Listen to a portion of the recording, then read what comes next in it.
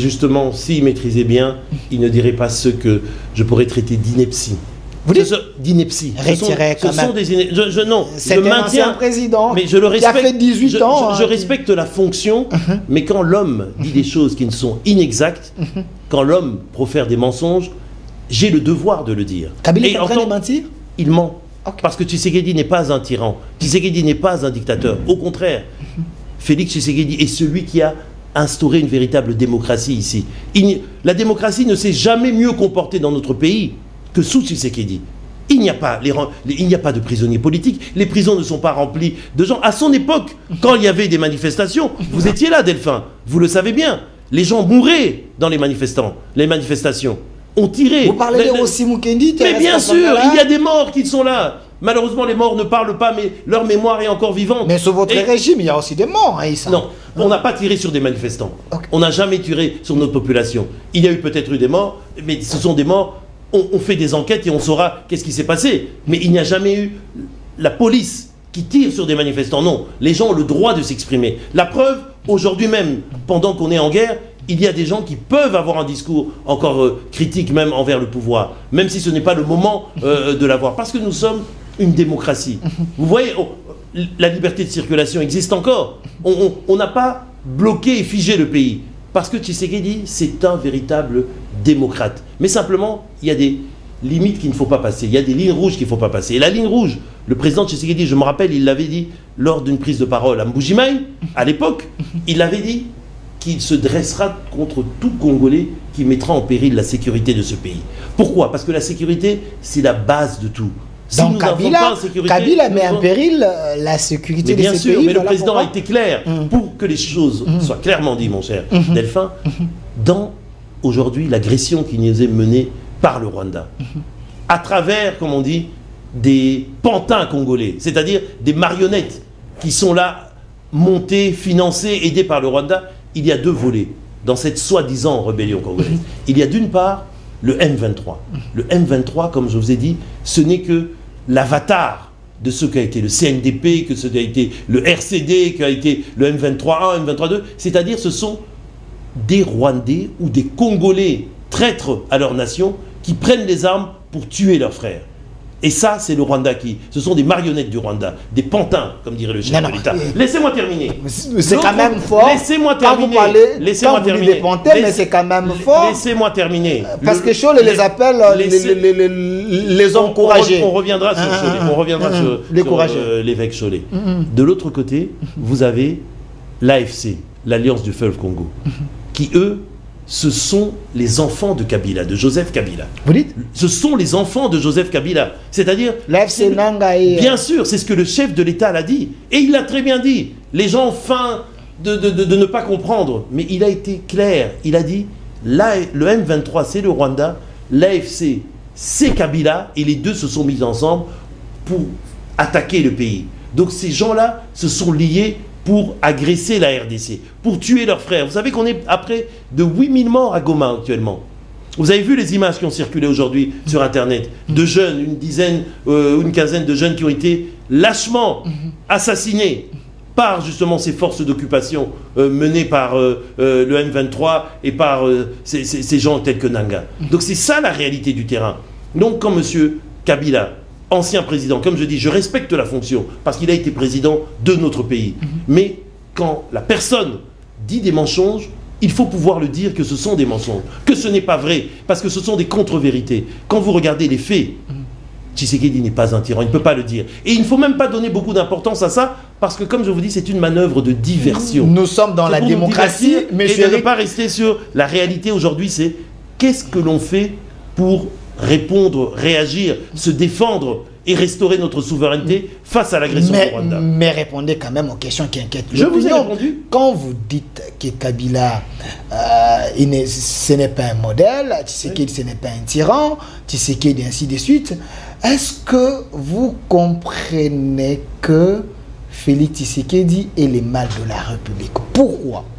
Si Attention à ce que vous dites. Et comment vous pouvez dire ça? et le mal Comment vous pouvez dire que le mal de la République, je Ce me n'est pas base le sur mal. les éléments de Joseph Kabila. Non, Ce non. n'est pas Donc moi. vous reprenez à votre compte les propos du président Kabila? Non, non, j'ai dit, j'ai relayé, c'est que Kabila... Selon Kabila. Donc dites selon Kabila. Et les mal de la République, selon Kabila, parce que quand vous échouez, ce n'est pas vous, c'est les autres. Quand est-ce que vous allez prendre vos responsabilités à main? Si vous échouez, vous dites que non, nous avons échoué. Parce que si Kabila était le parent de Corneille Nangaa ou de l'AFC, Kabila est ici, il n'y a jamais eu un procès contre Joseph Kabila, directement. D'abord, il n'est pas ici. Non, j'ai dit, c'était un Congolais, comment c'est un procès? Vous avez fait un procès avec, contre Nangaa. Nangaa n'était pas ici. Est-ce que ce n'est pas une politique de la diabolisation du chef de l'État? Mais mon cher ami, ça se fera. Les éléments sont là. Parce que vous avez les éléments, commencez un procès. Comme ça, on saura que Kabila est derrière l'AFC. Les enquêtes sont en cours.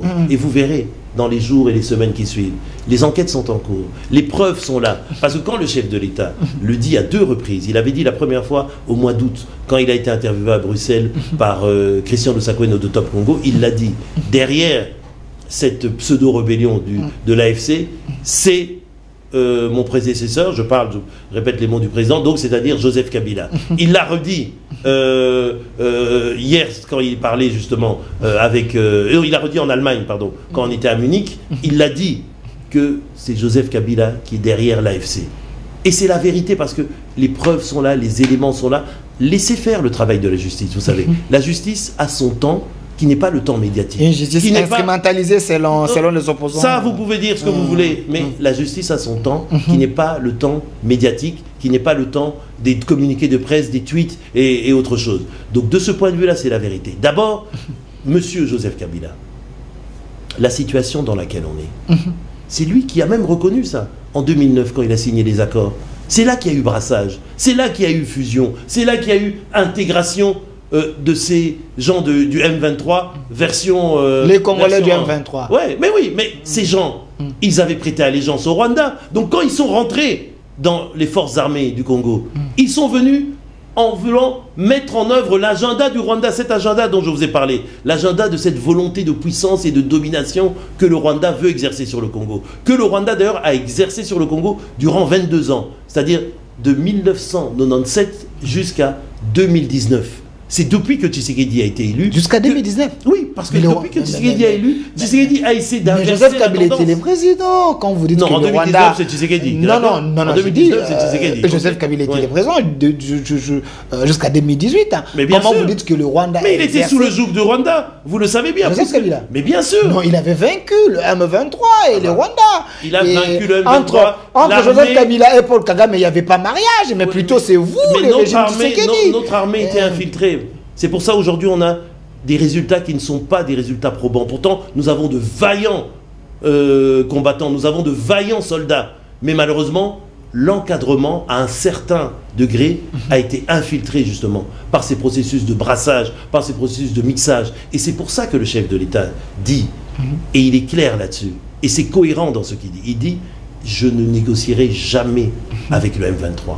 Parce que le M23, d'abord, ce sont des terroristes. Rappelez-vous le massacre de Kichiché. Ils ont tué près de 200 Congolais en tirant sur des camps, en tuant des innocents. Donc ce sont des gens qui ont du sang sur les mains. Et ce n'est pas le seul massacre qu'ils ont commis. Ce sont des terroristes. Ils doivent être poursuivis pour ça. La deuxième chose, ces gens-là ne sont que des pantins du Rwanda. Comme je vous ai dit, c'est une série. CNDP, RCD, M23-1, M23-2, ce sont des gens qui sont là pour appliquer l'agenda de domination du Rwanda sur le Congo. Et le troisième élément, c'est que il y a un cadre de dialogue qui existe avec les groupes armés, puisque c'est un groupe armé. Ce cadre de dialogue, c'est le processus de Nairobi. Ce processus de Nairobi, il a commencé en 2022. On avait appelé le M23, on leur a dit, déposez les armes, venez discuter. Si vous avez réellement des revendications politiques, venez discuter à Nairobi sous... comment je peux dire, l'arbitrage du président, l'ex-président du Kenya, M. Uhuru Kenyatta. Ils ne sont pas venus. Ils sont venus, ils sont repartis directement. Pourquoi? Parce que Kigali tirait les ficelles derrière. Kigali leur a dit non, reprenez les armes. Parce que si vous ne reprenez pas les armes, vous allez être englués dans tout ce processus de paix. Le Rwanda le régime Kagame, disons bien le régime Kagame pour que les gens comprennent bien. Le régime Kagame ne veut pas d'un Congo stable, ne veut pas d'un Congo prospère et ne veut pas d'un Congo qui se développe. Pourquoi? Parce que l'instabilité du Congo permet à ce régime de pouvoir prospérer. Est-ce que c'est la vérité? Et c'est ça que les Nations Unies ont enfin compris. Attendez, avec la résolution qui a été votée justement ce vendredi, en disant que l'agression est reconnue. Vous savez, il faut qu'on réinstaure la paix. Le président, c'est un faiseur de paix. C'est un adepte de la paix. Il est pour la paix. Et il l'a encore redit hier, quand il s'exprimait face aux membres de l'Union sacrée. Il a dit, lui, il est là pour la paix. Ce n'est pas un homme de guerre. La guerre lui a été en quelque sorte imposée. Mais cette paix, cher Delphin, ça doit être une paix juste et une paix durable. C'est-à-dire une paix qui est fondée sur la vérité. Et la vérité, c'est qu'il y a un pays agresseur, le Rwanda, le régime Kagame, et un pays agressé, la RDC, qui est une véritable démocratie. Et c'est pour ça qu'on a réussi à convaincre la communauté internationale qui, à travers le Conseil de sécurité de l'ONU, a enfin voté une résolution. Ça n'a pas été facile. Ça a été un combat, comme on dit, pied à pied, un combat de conviction. Parce que vous vous rappelez que même nos frères africains, les 3A, l'Algérie, la Somalie, la Sierra Leone, n'avaient pas voté, n'avaient même pas prononcé le nom du Rwanda aux premières discussions à New York. Mais finalement, ils ont voté à l'unanimité. C'est très rare qu'une résolution soit votée à l'unanimité. Il n'y a même pas eu d'abstention. Donc c'est une victoire diplomatique de la RDC. Et on doit aller dans ce sens-là. Mais Paul Kagame parle de la manipulation de Kinshasa, qui a manipulé le président africain. Je vais vous dire, la véritable manipulation, c'est celle que Paul Kagame a exercée durant 22 ans. C'est-à-dire qu'il a menti à toute la terre en expliquant que lui, s'il agissait au Congo, c'était pour agir contre les FDLR. Ou voilà, c'était pour protéger la minorité rwandophone Tutsi du Congo. Ce qui est faux. Parce qu'actuellement, qu'est-ce qu'il se passe actuellement? Ils occupent quelques territoires de notre pays. Est-ce que vous avez entendu Goma, Bukavu Goma, Bukavu, exactement. C'est un fait. Est-ce qu'ils ont arrêté le FDLR? Oui, voilà. Est-ce qu'ils ont arrêté des FDLR? Est-ce qu'ils nous ont brandi une dizaine d'FDLR en disant, voilà, nous sommes rentrés au Congo pour neutraliser les FDLR? Les voici, les FDLR. Non. Jusqu'à présent, on n'a rien vu. Est-ce que, pour autant, on nous a montré des images ou des témoignages en disant, voilà, on a arrêté des bourreaux de la minorité rwandophone congolaise? Non. Donc c'est faux. C'est uniquement pour une chose. Être dans des zones riches en minerais rares. Le coltan, la cassitérite, l'étain, le lithium, le tantal. C'est pour ça qu'ils sont là. Et maintenant, la communauté internationale vient de le comprendre. Après un travail, comment je pourrais dire, un travail de fourmi, un travail de volonté de la diplomatie du chef de l'État. Ça n'a pas été facile, mais on y est arrivé. Et c'est ce que le chef de l'État disait hier. On fait ce travail diplomatique. Le travail militaire, le front militaire, nous travaillons aussi dessus pour relever notre armée. Et d'ailleurs, en 2022, vous vous souvenez, on avait voté une loi de programmation militaire. Pour la première fois dans notre pays, on avait un chronogramme pour essayer de remettre cette armée debout. Parce que cette armée que le président a trouvée dans un état de totale décrépitude. Vous avez trouvé une armée structurée.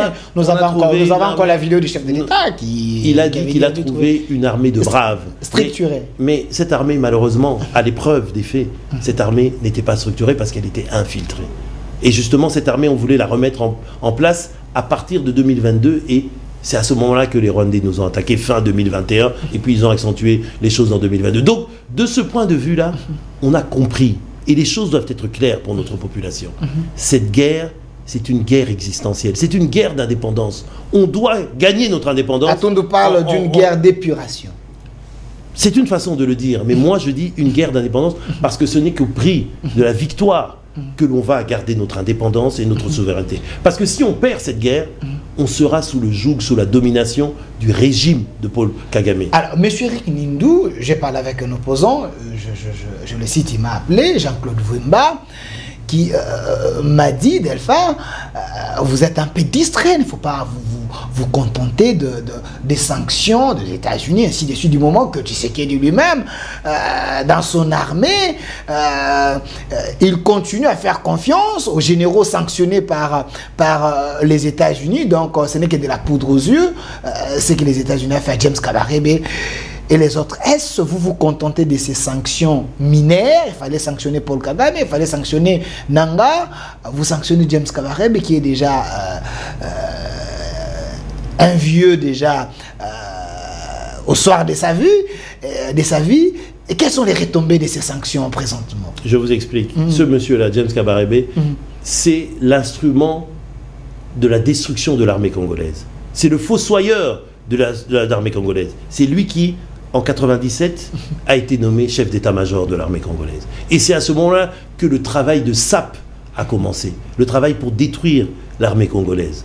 Exactement. Et c'est lui qui a été à la manœuvre. Il a commencé et puis ça a été perpétué par les autres. Et le régime Kabila... Vous lui citez dans les passés, mais aujourd'hui... Non, laissez-moi terminer. Je suis en train de vous expliquer. Et le régime Kabila, en 18 ans, n'a pas fait grand-chose pour relever cette armée, malheureusement.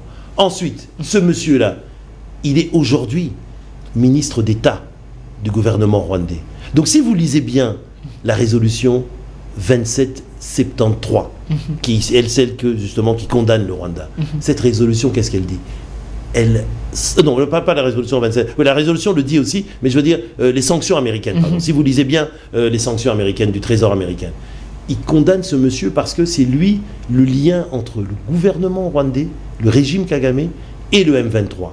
C'est lui qui finance le M23, c'est lui qui aide, qui entraîne le M23 pour venir agresser le Congo. Donc de ce point de vue-là, comme on le condamne, on le sanctionne en tant qu'individu, mais aussi en tant que ministre d'État du gouvernement rwandais, donc c'est-à-dire c'est le gouvernement rwandais que l'on fait, on sanctionne. Et de ce point de vue-là, il faut comprendre que c'est une étape, parce qu'ils iront plus loin. Les Américains iront plus loin, les Européens, bientôt ici, ils vont mettre la décision à débat au sein de la Commission européenne. Les autres aussi iront plus loin. C'est notre travail aussi que l'on doit faire, nous, Congolais, pour persuader les autres d'aller plus loin. Mais c'est aussi notre travail, et c'est ce que le président a répété hier, notre travail, on doit se mobiliser. Parce qu'il y a un front intérieur que l'on doit structurer, que l'on doit solidifier, qui est le front justement qui va nous permettre de gagner cette guerre. Il y a ce que va faire la communauté internationale pour me venir en aide.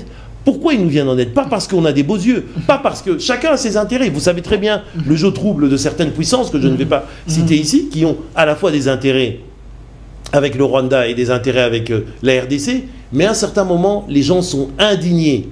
Parce que quand il y a plus de 8000 morts après l'invasion de Goma, quand il y a des viols, quand il y a des massacres de jeunes, comme on a vu aujourd'hui, c'est insupportable.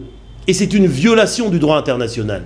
Et si on veut que la communauté internationale, ce qu'on appelle la communauté internationale, c'est-à-dire la Société des Nations, comme ça s'appelait en 1945, avant qu'on appelle ça l'ONU, il faut qu'il y ait des règles à suivre. Et ces règles, c'est le respect de la souveraineté de chacun. Et si les Rwandais ne respectent pas, quelle serait la suite?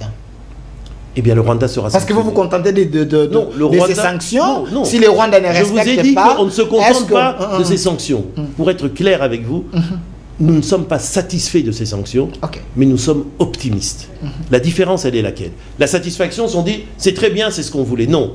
C'est une étape dans ce qu'on veut. Parce que quand vous écoutez le discours de Mme Thérèse Kaikwamba-Wagner, notre ministre Mineta, ministre des Affaires étrangères, qu'est-ce qu'elle a dit quand elle a pris la parole avant le vote justement de la résolution 2773 de l'ONU? Elle a énuméré un certain nombre de choses que le Congo demande.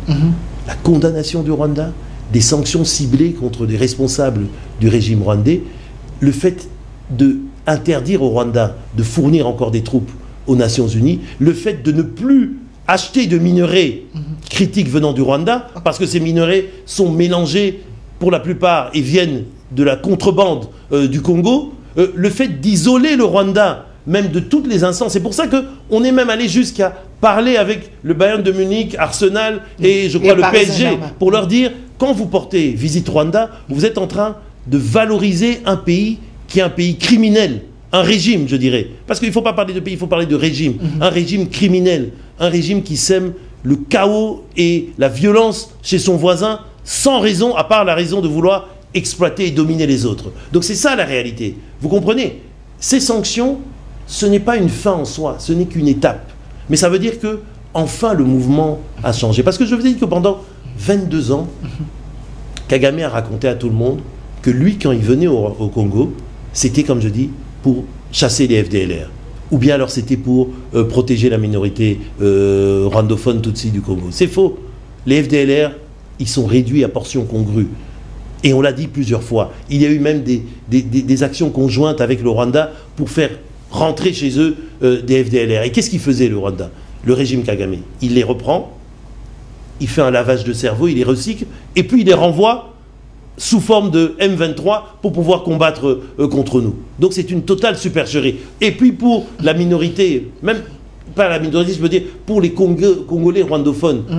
Les Tutsis congolais, il semble qu'ils existent au Congo. Mais ils existent au Congo et ils ne sont pas discriminés. Est-ce que le président Tshisekedi les maltraite? Il semble, parce que j'ai vu dans les réseaux sociaux et un peu partout. Ne croyez pas tout ce que vous voyez dans les réseaux sociaux. Les gens en train de dire qu'en RDC, Tshisekedi a un discours un peu tribal, un discours qui permet à ce que ces Tutsis soient exterminés.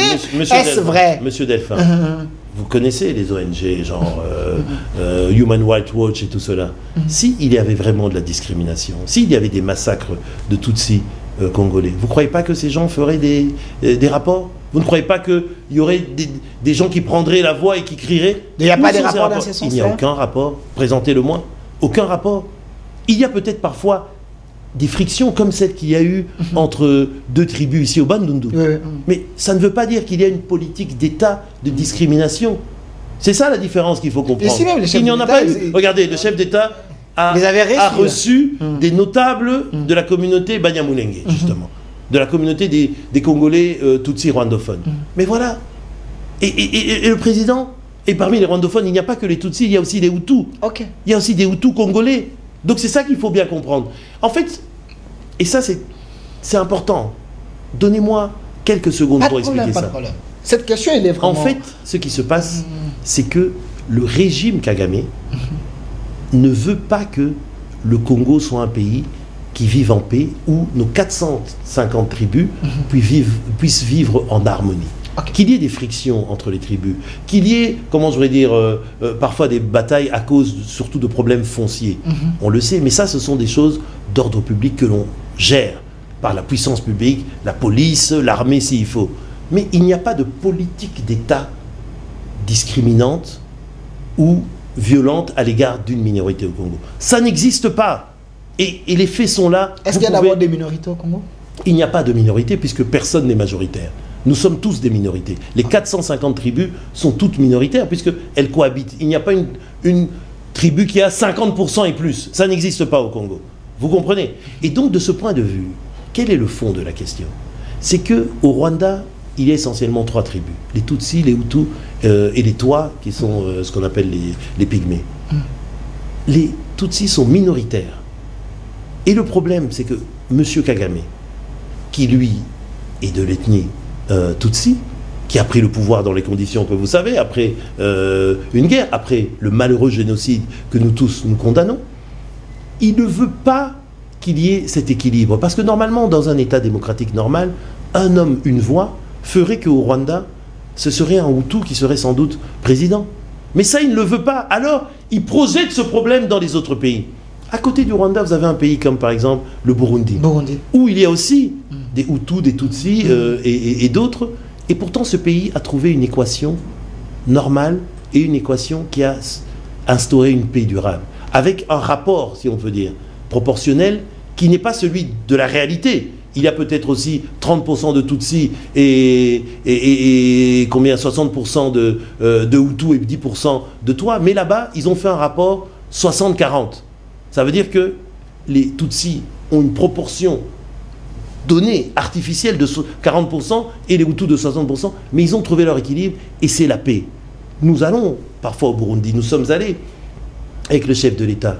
Tutsis et Hutus vivent en harmonie. Mais au Rwanda, le régime Kagame ne veut pas ça, parce qu'ils sont arrivés par la force. Donc en fait, l'équation rwandaise qu'ils n'arrivent pas à résoudre, ils veulent projeter ça chez nous comme faux prétexte pour pouvoir simplement venir exploiter nos richesses. C'est ça que les gens doivent comprendre. Alors, j'aimerais qu'on nous donne la première vidéo où le chef de l'État dit qu'il ne négocierait pas avec ses pantins. Absolument. J'aimerais d'abord que nous puissions suivre cette vidéo et puis revenir sur ces plateaux parce qu'il y a tellement de questions très questionnantes à vous poser par rapport à à ce que le chef de l'État a dit. Monsieur Massounda, si je peux avoir cette vidéo.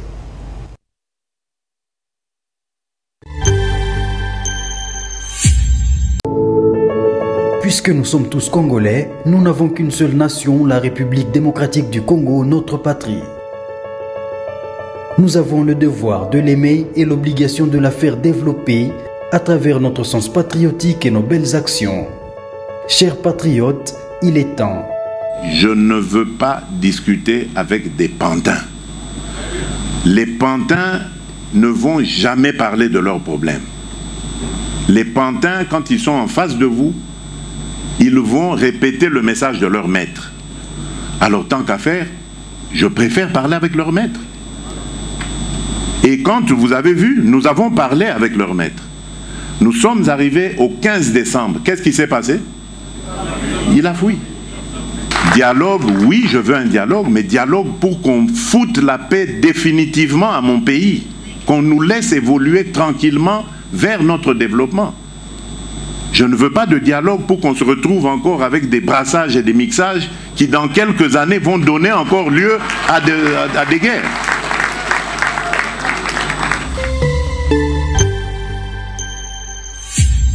Zala, bon citoyen. Est-ce le chef de l'État agit avec émotion ou avec l'âme d'un homme d'État? Parce que Nanga dit, Tshisekedi veut qu'il y ait combien de morts pour qu'il accepte les dialogues. Le chef de l'État dit, je ne veux pas négocier avec vous, mais ces aventuriers continuent à tuer des Congolais, ça vous plaît? Mon cher Delphin, Monsieur Nanga, si c'était un Congolais responsable, Congolais il l'est, puisqu'on connaît son parcours, mais si c'était quelqu'un de responsable et de, comment je peux dire, de honnête moralement même, il n'y a pas besoin de tuer ses frères, ses compatriotes, pour pouvoir avoir des revendications politiques. Si effectivement il a des critiques à faire sur la gouvernance du président Tshisekedi, il peut s'exprimer à Kinshasa. Il y a eu des élections. Pourquoi il ne s'est pas présenté comme candidat? Il y avait 22 candidats. Ce sont les élections les plus transparentes, les plus organisées, mieux organisées que le Congo a connues depuis 2006, depuis qu'on a instauré justement ce système d'élection pluraliste au Congo. Donc, M. Nanga raconte, excusez-moi du terme, des foutaises, cher ami. M. Nanga est une marionnette créé par Joseph Kabila et manipulé par le Rwanda également pour pouvoir attaquer le Congo et servir les intérêts néfastes du régime de Paul Kagame. Nanga dit, moi j'ai créé ces monstres, oui. C'est à moi aussi d'enlever ces monstres. Nanga n'a pas créé ce monstre. Nanga n'a pas créé. Il considère Tshisekedi comme un tyran, un dictateur, un monstre que lui a créé. Tshisekedi n'est pas un monstre. D'abord ça de un, que les choses soient claires. De deux, il y a un parcours.